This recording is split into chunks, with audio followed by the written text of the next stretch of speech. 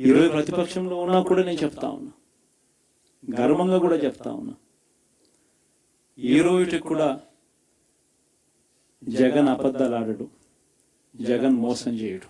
మళ్ళీ చంద్రబాబు చెప్పిన మాదిరిగానే అంతకన్నా ఎక్కువ అబద్ధాలు మనం చెప్పుంటే బాగుండేదేమో, ఆ 10% మనతోనే నిలిచి ఉండేవాళ్ళేమో, అలా చేసుంటే బాగుండేదేమో అని చెప్పి కూడా చాలా మంది కనిపించవచ్చు కూడా.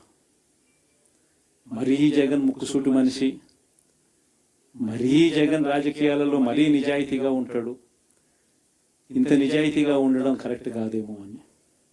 కానీ ఒకటి చెప్తా ఉన్నా, ఓడిపోయిన పర్వాలా, అధికారం కోసం అబద్ధాలు చెప్పడం, అధికారం కోసం మోసం చేయడం ధర్మం కాదనే, న్యాయం కాదనే జగన్ ఎప్పుడు నమ్ముతాడు. 2014లో కూడా ఇదే నమ్మాను. సాధ్యం కానిది సాధ్యం కాదు అని నేను చెప్పాను. చంద్రబాబు నాయుడు ఏమో వ్యవసాయ రుణాలు మాఫీ దగ్గర నుంచి అన్నీ కూడా చేస్తానని చెప్పి, ఆ తర్వాత మళ్ళీ 2019 వచ్చేసరికి చేయక ప్రజలు రెట్టించిన ఉత్సాహంతో మళ్ళీ మనల్ని తీసుకొచ్చారు. మళ్ళీ ఈరోజు కూడా అదే జరుగుతుంది.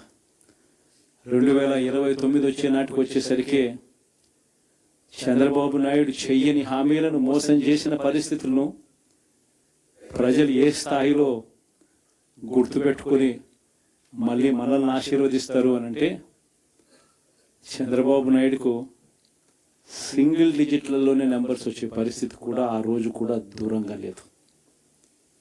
ఇది వాస్తవం. ఈరోజు మనం చేసిన మంచి ఎక్కడికి పోలేదు. మనం విశ్వసనీయతతో చేసిన రాజకీయాలు కూడా ఎక్కడికి పోలేదు. ప్రజలకు మళ్ళీ దగ్గరయ్యే కార్యక్రమాలు, ప్రజలకు తోడుగా ఉండే కార్యక్రమాలు, ప్రజల తరపున పోరాటం చేసే కార్యక్రమాలు కూడా జరుగుతాయి. అసెంబ్లీలో బహుశా మనం చేయగలిగింది తక్కువే ఉంటుంది,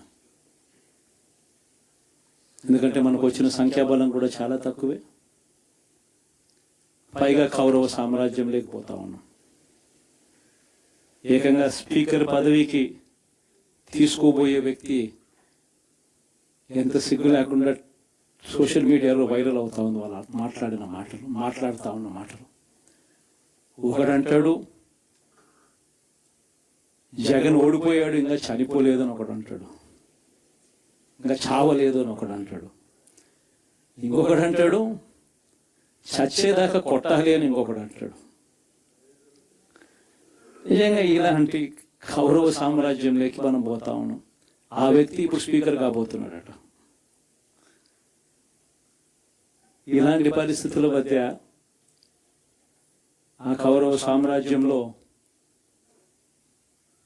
అసెంబ్లీలో ఏదో మనం చేయగలుగుతామని చెప్పి నాకైతే నమ్మకం లేదు. కానీ పాపాలు పండే కొద్దీ ప్రజలతో కలిసి ప్రజల మధ్య నిలబడి పోరాటం చేసే కార్యక్రమాలు అయితే రాబోయే రోజుల్లో ముమ్మరంగా స్పీడ్ అందుకుంటాయి.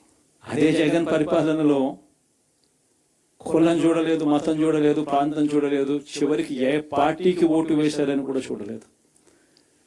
ప్రతి పథకాన్ని డోర్ డెలివరీ చేయించాడు జగన్, మన వైఎస్ఆర్ కాంగ్రెస్ పార్టీ. కానీ ఈరోజు కేవలం వాళ్ళ పార్టీకి ఓటు వేయలేదు అన్న ఒకే ఒక్క కారణంతో ఏకంగా మనుషులను కొడతా ఉన్నారంటే, ఆస్తులను ధ్వంసం చేస్తూ ఉన్నారు అనంటే, ఓటు వేయని వారిని అవమానిస్తూ ఉన్నారు అనంటే,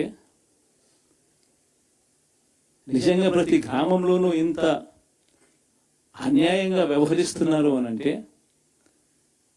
శిశుపాలుని పాపాలు పండడం చాలా వేగంగా పడతా ఉన్నాయి పాపాలు పడ్డే కార్యక్రమాలు.